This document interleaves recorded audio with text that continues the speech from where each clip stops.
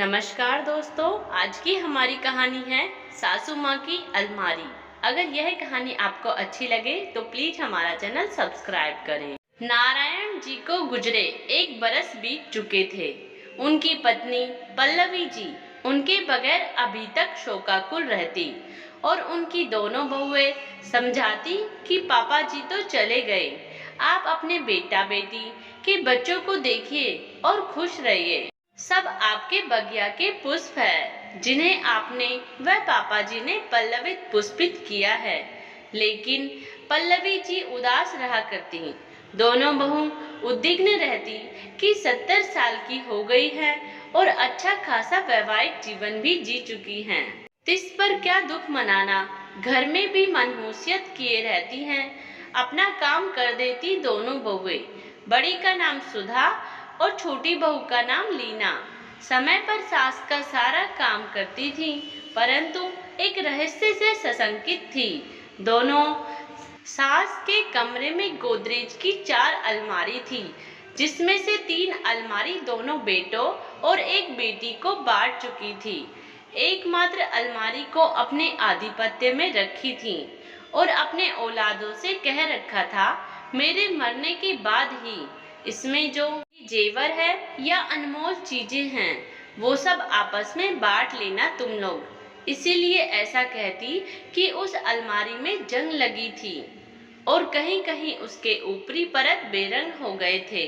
बेटे कहते कि इसको मरम्मत करा लो, लेकिन वो डपट देती, खबरदार किसी ने मेरी अलमारी को छुआ तो। क्या था उसमें, ये सब जानना चाहते थे, पर अपनी माताजी की कठोर वाणी उन्हें रोक देती थी। पल्लवी जी नित दिन दोपहर को अपने कमरे का दरवाजा बंद आधे घंटे के लिए बंद कर लेती और अलमारी में रखी चीजों को उलट पुलट करती, फिर अलमारी बंद कर देती और चाबी को अपने कमरे में खोस लेती। यही रोज दिन का काम था, जिससे दोनों बहू खार होती। ना जाने बुढ़िया ने इस अलमारी में कुबेर का खजाना रखी है या पाप की गठरी। दोनों के मन में अपनी सास का यह रहस्य और भी संदेह पैदा करता। क्या है भाई, रोज खोले बंद करें, वो भी सबसे छिपा कर खोलना। दोनों अपने अपने पतियों को उकसाती, जाओ ना अपनी माँ से कहो कि अलमारी का रंग रोगन करा ले, देखने में भद्दा लगता है। यदि हमारे घर बाहर का आदमी आता है तो क्या सोचेगा, कितना बड़ा घर है, पैसे वाले हैं हम और इतनी खराब स्थिति में है अलमारी। दोनों अपनी अपनी पत्नी को डपट देते, वो मेरी माँ है, तुम लोग अपने हद में रहो, चाहे उसमें ईंट पत्थर ही क्यों न रखा हो। माँ की मर्जी के बिना अलमारी का रिनोवेशन नहीं होगा। तुम दोनों क्यों बेचैन हो, माँ का सामान है इसलिए माँ जाने। अच्छा खासा गहना गुड़िया है तुम दोनों के पास।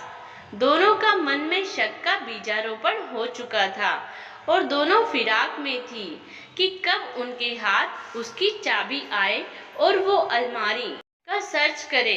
लेकिन पल्लवी जी अपने कमरे में खोसे रहती थी। एक दिन दोनों बहुएं सास के रूम में खाना खाने को पूछने के लिए जाती हैं। सुबह से उनकी कोई सुख बुगाहट नहीं थी। पता नहीं क्या बात है, अभी तक माँ अपने कक्ष से नहीं निकली और सुबह के 10 बज रहे थे। दोनों बेटे ऑफिस जा चुके थे, बच्चे स्कूल, इसलिए सास के पास जाकर देखने हेतु कमरे का किवाड़ खटखटाया। कोई उत्तर नहीं मिला। काफी देर दरवाजा पीटा गया, पर पल्लवी जी दरवाजा नहीं खोलती है। किसी अनहोनी की आशंका से दोनों अपने अपने पति को फोन करती हैं। दोनों जल्दी से आते हैं। दरवाजा तोड़ा गया। अंदर का दृश्य देखकर सबके होश उड़ गए। पलंग पर पल्लवी जी का आधा शरीर था और आधा नीचे जमीन की ओर लटका था। भय से आक्रांत बेटों ने माँ के शरीर को छुआ है। वो इस दुनिया से जा चुकी थी। लगता है आधी रात को ही मौत हो गई थी। अचरज की बात ये थी कि वो रहस्यमयी अलमारी के दोनों पार्ट खुले थे। शायद उसे माँ ने रात में खोला होगा। घर में कोहराम मच गया और उनका मृत शरीर बाहर बैठक में रखा गया था। अपनी बहन को भाइयों ने खबर की। तुरंत ऋचा आनन फानन में माँ का सुनकर बदहवास दौड़ी आई। पल्लवी जी इस दुनिया से रुखसत हो गई थी। उस अलमारी का किसी को ध्यान नहीं था सिवाय दोनों बहुओं के। काम क्रिया और श्राद्ध के बाद 3 भाई बहन व लीना और सुधा के समक्ष रखे भाई ने अलमारी को खोला। खोलकर देखा तो सबकी आंखें फटी की फटी रह गई। पूरी अलमारी खाली थी, कुछ नहीं था उसमें। अरे भैया, आप इसका लॉकर खोलिए ना। हाँ हाँ, खोलता हूँ। लॉकर खोलने पर सबने देखा उसमें 4 लाल रंग की पोटली थी। एक पोटली बाकी से दुगनी बड़ी थी। 3 पोटली में दोनों बहू और बहन के नाम लिखे गए थे। सबसे बड़ी पोटली में चाची पल्लवी जी की देवरानी का नाम था। साथ में एक चिट्ठी थी जिसे बड़े बेटे के नाम से लिखी गई थी। मेरे मरने के बाद बड़ी पोटली को सुभद्रा के हवाले कर दिया जाए। ये जेवर मेरी सास का है, जिसे मैंने उनसे संभाल कर रखने के बहाने हथिया लिया था। मेरी सास जीते जी गहनों को बांटना चाहती थी, लेकिन मैं लालच में आकर नहीं दे पाई। सास कलप कर इस दुनिया से चली गई। जाते जाते मुझे श्राप दे गई कि तू कभी खुश नहीं रहेगी। सास तो चली गई, जाते जाते मेरे जीवन को ग्रहण लगा गई। तुम्हारे पापा देवता थे, उन्हें मेरा पाप का आभास नहीं था, ना वाकिफ थे वे। आज तक मैं पाप की गठरी के साथ जी रही थी, इसलिए अलमारी को तुम सबको देखने नहीं देती थी। तुम सब मेरे इस कृत्य को क्षमा कर देना और अपनी चाची को उनका हक लौटा देना। शायद भगवान मुझे माफ कर दे। चिट्ठी पढ़कर सबकी आंखें नम हो गई थी। काश माँ जीवित रहते बता जाती तो उसके दिल का बोझ हल्का हो जाता। आज हमारे साथ होती।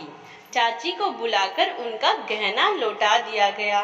चाची को पल्लवी जी की चिट्ठी भी पढ़ाया गया। पढ़कर वो स्तब्ध खड़ी रह गई।